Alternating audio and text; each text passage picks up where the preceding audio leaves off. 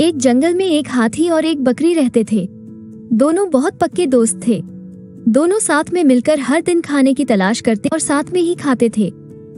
एक दिन दोनों खाने की तलाश में अपने जंगल से बहुत दूर निकल गए। वहां उन्हें एक तालाब दिखाई दिया। उसी तालाब के किनारे एक बेर का पेड़ था। बेर का पेड़ देखकर हाथी और बकरी बहुत खुश हुए। वो दोनों बेर के पेड़ के पास गए। फिर हाथी ने अपनी सूंड से बेर के पेड़ को जोर से हिलाया और जमीन पर ढेर सारे पके हुए बेर गिरने लगे।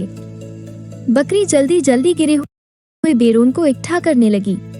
संयोगवश उसी बेर के पेड़ पर एक चिड़िया का घोंसला भी था, जिसमें चिड़िया का एक बच्चा सो रहा था और चिड़िया दाने की खोज में कहीं गई हुई थी।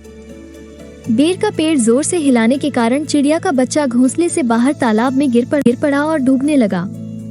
चिड़िया के बच्चे को डूबता हुआ देखकर उसे बचाने के लिए बकरी तालाब में कूद गई, लेकिन बकरी को तैरना नहीं आता था।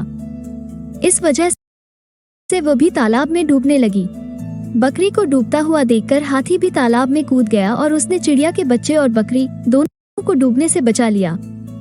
इतने में चिड़िया भी वहां पर आ गई थी और वह अपने बच्चे को सही सलामत देखकर बहुत खुश हुई। उसने हाथी और बकरी को इसी तालाब और बेर के पेड़ के पास रहने के लिए कहा। तब से हाथी और बकरी भी चिड़िया के साथ उस बेर के पेड़ के नीचे रहने लगे। कुछ ही दिनों में चिड़िया का बच्चा बड़ा हो गया।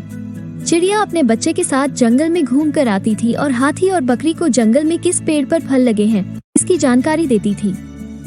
इस तरह हाथी, बकरी और चिड़िया मजे में रहते थे और खाते पीते थे। कहानी से सीख, हमें किसी का बुरा नहीं करना चाहिए। अगर हमारी गलती से किसी को परेशानी होती है तो उस गलती को सुधारना चाहिए और मनमुटाव दूर करते हुए एक दूसरे की मदद करनी चाहिए।